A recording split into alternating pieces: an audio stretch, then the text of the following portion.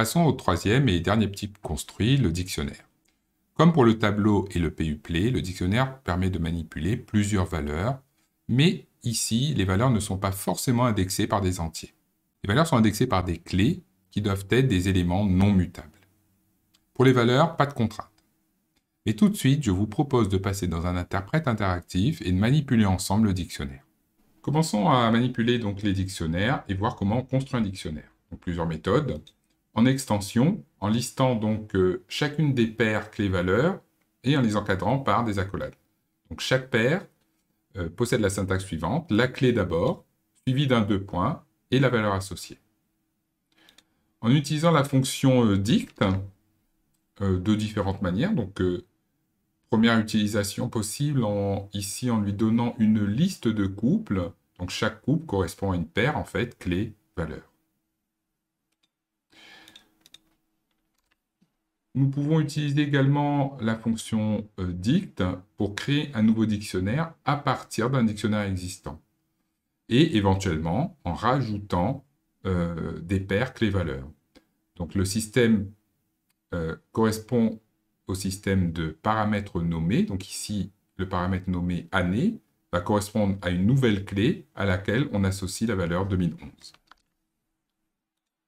Donc voilà notre ville 2 complétée, qui est partie des paires du dictionnaire ville 2 en ayant une nouvelle paire ajoutée.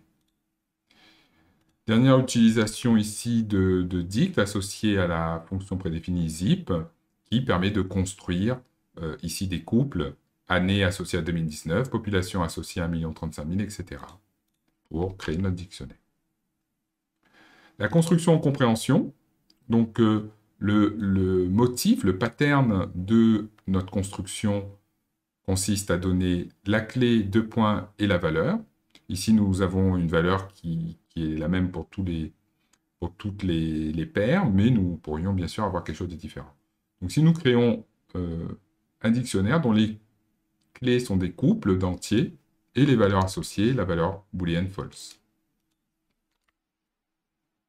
Voilà.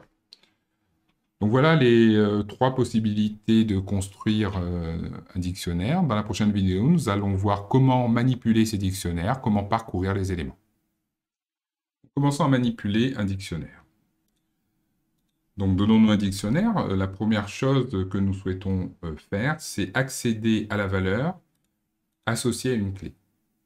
Donc ici, la clé population. Nous souhaitons accéder à la valeur associée. Il suffit d'utiliser l'opérateur crochet et de lui passer le nom de la clé. Attention, si la clé n'existe pas, il y a une erreur qui est une exception qui est levée. Ici, une key error, donc, sur la clé densité qui n'existe pas dans notre dictionnaire. La méthode get permet d'obtenir la valeur associée à une clé et éventuellement de récupérer une valeur par défaut en cas d'inexistence de la clé. Donc ici, une première utilisation avec une clé inexistante, nous récupérons ici la valeur none que nous avions mise. Et avec une clé existante, nous récupérons bien la valeur associée à la clé. Pour modifier un dictionnaire, nous avons 2 modifications possibles. La modification d'une clé, de la valeur associée à une clé existante, donc ici la clé année, la valeur associée, nous souhaitons la modifier. Il suffit de faire une simple affectation, comme pour la modification des éléments d'une liste, par exemple. Nous pouvons également rajouter, donc modifier notre dictionnaire en rajoutant une paire clé-valeur, tout simplement avec une affectation et une clé qui n'existait pas encore, et lui donner une valeur. Notre ville 4 possède maintenant la clé pays et la valeur associée suisse. Voilà, dans la prochaine vidéo, nous allons voir comment parcourir les éléments d'un dictionnaire, ses clés ou ses valeurs.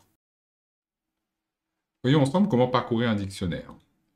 Donc, par une simple boucle for, sur un dictionnaire, nous parcourons les clés du dictionnaire. On peut vouloir parcourir les valeurs, il faut alors utiliser la méthode values, qui nous offre un itérable sur les valeurs de notre dictionnaire. On peut également vouloir parcourir les couples clés-valeurs en utilisant à ce moment-là la méthode items et toujours la boucle for. Comment tester l'existence d'une clé?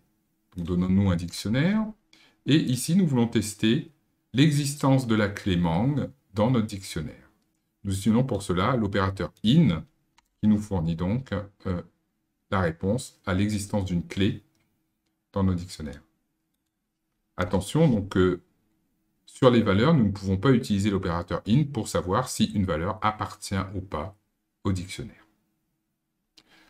Voilà, cela conclut les vidéos sur le dictionnaire. Encore une fois, je vous conseille de beaucoup manipuler et de revenir au document texte qui est mis à votre disposition.